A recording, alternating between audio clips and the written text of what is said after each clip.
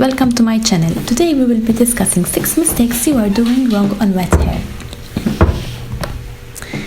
People do not often know that they are breaking their hair while washing it or while having it all wet. You don't even know it yet, but let us show you some stuff you shall avoid doing on wet hair and reasons why. We will start by discussing pulling up the hair. When you decide to pull your hair in a bun or a ponytail while it's wet, you are creating friction with the hair, which will end up creating split ends and you end up damaging your hair without even knowing. We suggest that if you can let it down, do so to dry naturally. Use a hair claw clip, a banana clip, or some may find it as Clincher Comb, or at least use a bobble instead of an elastic hairband. This will help you take care of your hair more. Using the wrong brush. When it comes to brushing your hair, try to use a good hairbrush, preferably a De-Tangle brush.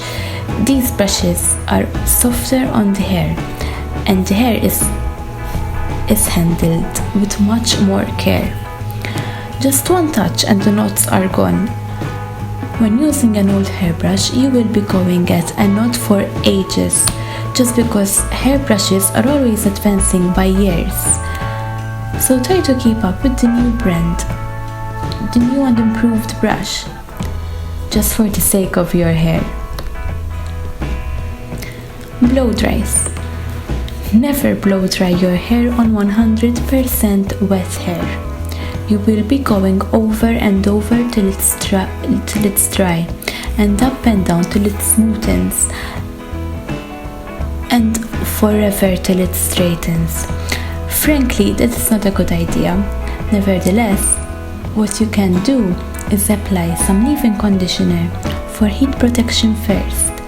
Then dry your hair up to 70%. When that is done, you can start smoothing and blowing section by section. The thicker the hair, the smaller the section shall be. Brushing out knots. When brushing out knots, usually people wait till their hair is wet by wetting it with a spray bottle or while showering. When brushing your hair on wet hair is more likely to get tangled just by movement. Wet hair tangles more. Nevertheless, brushing your hair on dry hair with the right brush will make your life much easier. However, if you have stubborn knots, use some leave-in conditioner or De-Tangle spray. Or if you are about to shower, comb it while you're with a hair mask or a conditioner in your hair. For stubborn knots, this will help a lot.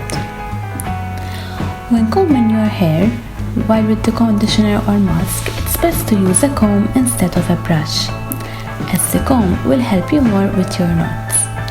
Also, the comb will have excessive conditioner on it, and at the end, it will be easier to reuse that excessive conditioner back on your hair instead of letting it go to waste.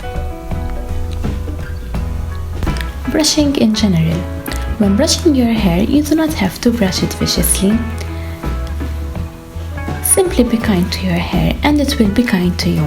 Start from the tips, working yourself to the top every time you brush.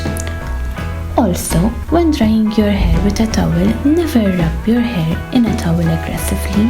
To be fair, it is best to never dry your hair with a towel due to friction.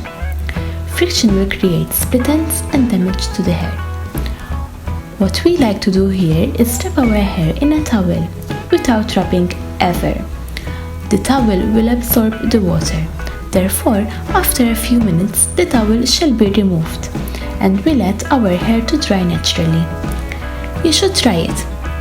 It will make your life much easier. The use of hot tools.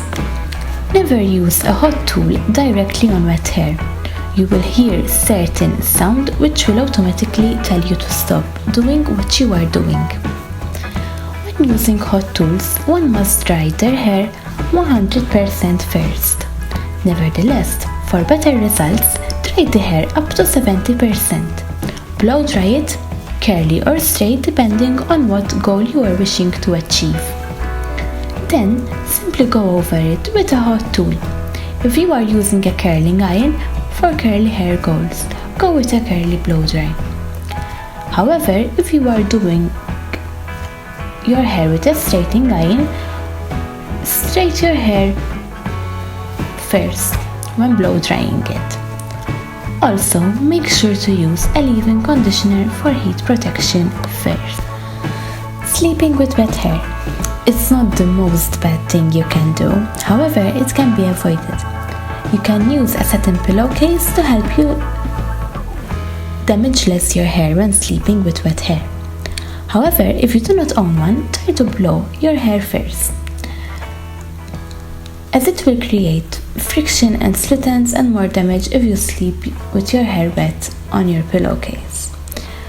However, we know it's not always possible, and sometimes you are in a hurry to go to sleep, or you are just being lazy enough to not do it. We've all been there. Nevertheless, those one-offs are not a problem, but then again, try to avoid this procedure. There you have it, 6 items and procedures you shall avoid using on wet hair. Try to take care of your hair, as it may not seem like it, but the hair is very fragile. Thank you and see you again next time.